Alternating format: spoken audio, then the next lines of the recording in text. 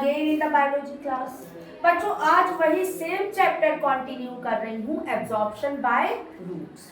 बच्चे पिछले चैप्टर में हम लोगों ने ये पढ़ा था कि आखिर एब्जॉर्प्शन बाय रूट्स, वाटर का एब्जॉर्प्शन जैसे हमें जरूरी है, आपका प्लांट्स को भी जरूरी है, जो एब्जॉर्ब करते हैं रूट हेयर से। और रूट हेयर के बारे में मैंने बताया था ये यूनिसेल्यूलर है। क्यों यूनिसेल्यूलर है उस वीडियो में आप चेक कर लीजिएगा, मैंने उस बारे में वहाँ बताया है। देन क्या नीड है वाटर और मिनरल्स की प्लांट्स को, देन कैरेक्टरिस्टिक्स क्या है रूट हेयर्स की जो इसको हेल्प करती है वाटर एब्जॉर्प्शन में। All these things we have discussed in the previous class.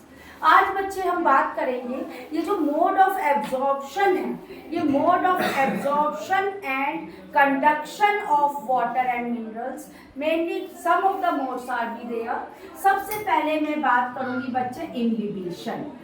What is that imbibition? यहाँ पर ध्यान रख लेना, हमने कहा हमारा बायोलॉजी बेटा केवल कीवर्ड्स पर चलता है, कीवर्ड्स पर चलता है। तो यहाँ पर आपको क्या कीवर्ड लिखना है, यहाँ पर है लिविंग और डेड प्लांट सेल। जो कीवर्ड बता रही हूँ उनको बेटा बहुत ध्यान दीजिएगा, लिविंग और डेड प्लांट सेल्स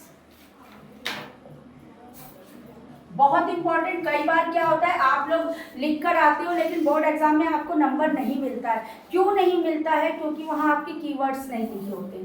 तो इम्बिबिशन में ध्यान रखो, लिविंग और dead plant cell absorb water through surface attraction, through surface attraction.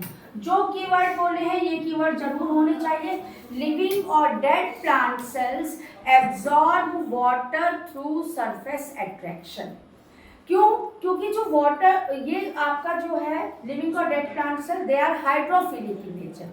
Hydrophilic यानी कि वाटर लविंग, तो वाटर एब्जॉर्ब करेगी। कैसे एब्जॉर्ब करेगी? Through surface attraction. एग्जाम्पल बच्चे देख लेंगे। अब देखो, jamming of wooden doors.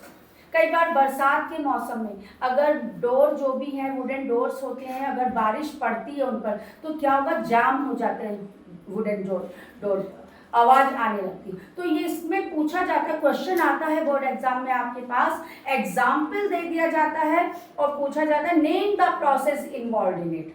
Jamming of wooden doors की अगर बात करते हैं तो पूछेगा उसमें कौन सा प्रोसेस हो रहा है। तो यहाँ पर कौन सा प्रोसेस हो रहा है बेटा? यहाँ पर आपका प्रोसेस हो रहा है इम्बिबिशन। इम्बिबिशन प्रोसेस होता है जैमिंग ऑफ वुडन डोर्स। और मैं बताऊं, और जो है सीड बर्स्ट, जब सोक होता है सीड सोक करते हैं तो आप देखोगे सीड को बर्स्ट हो जाता है। जैसे आप लोग घर पे अगर स्प्राउट्स वगैरह बनाते हैं, स्प्राउट्स में क्या है, हम सोक करते हैं सीड को, तो अल्टीमेटली सीड को जो बर्स्ट हो जाता है वो भी किसका हमारा एग्जाम्पल है? That one is also the example of imbibition.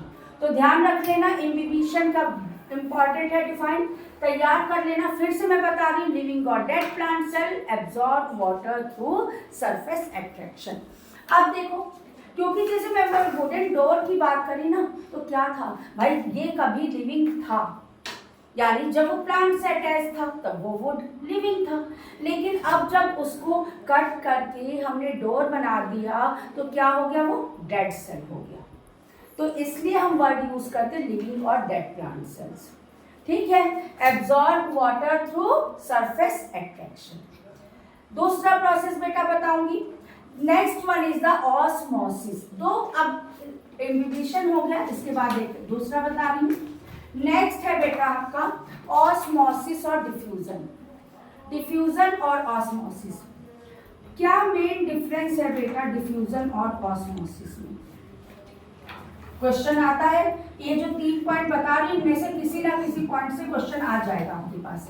Diffusion और ऑस्मोसिस की बात करती हूँ तो बेटा डिफ्यूजन में हमारा फ्री मूवमेंट ऑफ मॉलिक्यूल्स है। Air free movement of molecules. अब ये मॉलिक्यूल्स हमारे सॉलिड भी हो सकते हैं, लिक्विड भी हो सकते हैं या गैस भी हो सकते हैं। अब किसी भी फॉर्म में होंगे ये मॉलिक्यूल्स, और इनका मूवमेंट हमेशा ध्यान रख लेना कहाँ से कहाँ होता है, from higher concentration to lower concentration. ठीक है, जैसे इसमें एग्जाम्पल बताऊंगी, आपकी बुक में भी एग्जाम्पल इसका गिवन होगा। क्या है, जैसे एक आपका बीकर गिवन है, बीकर में वाटर है, बीकर में वाटर है और उसमें solid potassium permanganate crystals KMnO4, potassium permanganate क्या होता है KMnO4। अब इसके क्रिस्टल्स हमने डाले, पर्पल कलर का होगा, बैंगनी कलर आप कह सकते हो, तो क्या होगा, कितना समय लेगा कलर चेंज होने में, with in a second colour change हो जाता है। इसी तरह एग्जाम्पल एक और देती हूँ, परफ्यूम बॉटल, परफ्यूम की बॉटल हमने स्प्रे किया पूरे रूम में उसकी स्मेल आ जाती, पूरा रूम में फ्रेगनेंस फैल जाती है। तो क्या है, क्यों हो रहा है, विद इन द सेकेंड हो रहा है ये काम, क्यों हो रहा है, क्योंकि इनके बीच में कोई भी मेम्ब्रेन या कोई ऑब्स्टेकल्स नहीं है। ये हमारा कैसा मूवमेंट हो रहा है, फ्री मूवमेंट ऑफ मॉलिक्यूल्स हो रहा है। तो ध्यान रख लीजिएगा, केवल इतना लिखना और आपको इससे ज्यादा की जरूरत नहीं है, जितना बता दूं उतना लिखोगे, you will get the marks in board exam. Free movement of molecules either to solid, liquid और gas, from higher concentration to lower concentration, इतना है। अब देखिए ऑस्मोसिस, ऑस्मोसिस में भी मूवमेंट ऑफ मॉलिक्यूल हायर से लोअर कंसेंट्रेशन ही होगा, लेकिन आखिर क्या डिफरेंस है ऑस्मोसिस में, यहाँ पर हमारा through semi permeable membrane, through semi permeable membrane, ठीक है। तो ऑस्मोसिस में भी हमारा मूवमेंट हायर से लोअर कंसेंट्रेशन पे होगा बेटा, लेकिन यहाँ पर फ्री मूवमेंट नहीं होगा, यहाँ सेमी परमेबल मेम्ब्रेन होगा ऑस्मोसिस में। ध्यान रख लेना, ऑस्मोसिस में movement of molecules, water molecules from higher concentration to lower concentration through semi permeable membrane. यहाँ पर डिफ्यूजन में कोई मेम्ब्रेन नहीं प्रेजेंट है। ऑस्मोसिस का एग्जाम्पल देती हूँ, आपने घर में रेजिन्स भिगोई, रेजिन्स जानते हो बच्चों, किशमिश, किशमिश को अगर हम भिगोएंगे तो किशमिश को भिगोएंगे तो ऐसा तो नहीं है कि तुरंत ही वो स्वेल हो जाएगी, इट सोक वाटर, वाटर को वो सोक करेगी, एब्जॉर्ब करेगी, it takes some time, then only it gets swell, तभी वो स्वेल होती है। तो ये किशमिश जो स्वेल होती है, इट टेक्स टाइम, क्यों टाइम लेती है, क्योंकि यहाँ प्रोसेस क्या हो रहा है, ऑस्मोसिस, ऑस्मोसिस हो रहा है प्रोसेस, यानी कि यहाँ सेमी परमेबल मेम्ब्रेन प्रेजेंट है। तो ये मेन डिफरेंस हमारा है डिफ्यूजन और ऑस्मोसिस का, बेटा ध्यान रख लेना, सेमी परमेबल मेम्ब्रेन या फ्री मूवमेंट। अब इसमें ऑस्मोसिस से रिलेटेड ही मैं एक एक्सपेरिमेंट बताती हूँ आपको। क्या हुआ, पूछा जाता है यहाँ पर कि एक हमने बीकर लिया, अब इस बीकर में हमने थ्रिसल फनल डाली,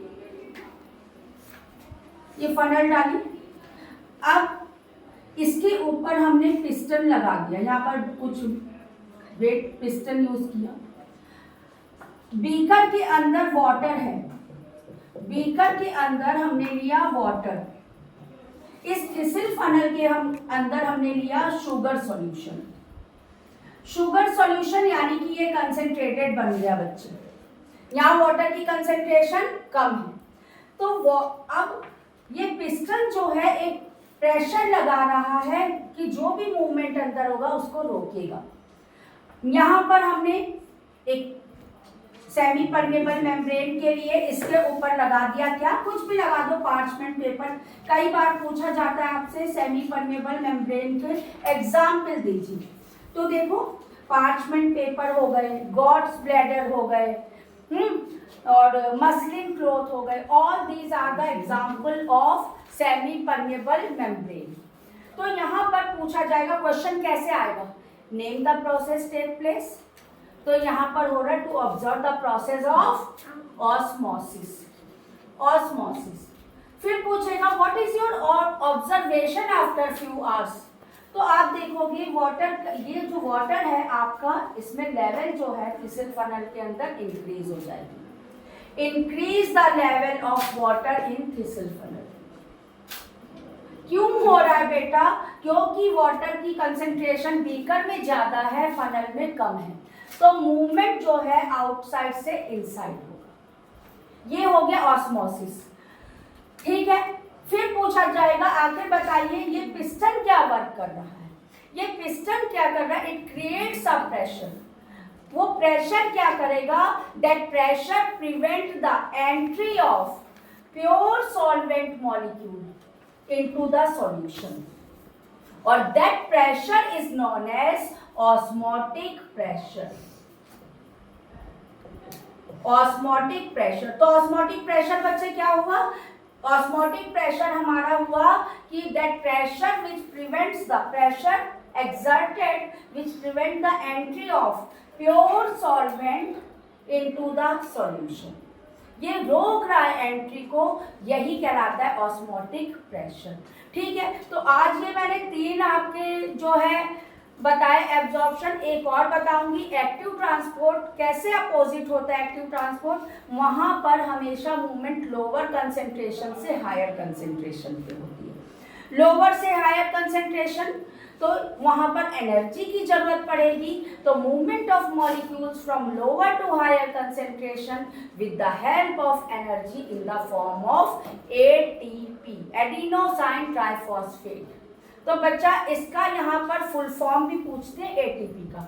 इस बार ही अभी आया था आपका बोर्ड एग्जाम में क्वेश्चन आया था, एडीपी का फुल फॉर्म पूछा था, और उसमें भी बच्चे गलत कराते हैं। एडिनोसाइन की जगह पता चला एडेनाइन लिखा है या कुछ, तो वो ध्यान दे देना, सही फुल फॉर्म बिल्कुल होनी चाहिए।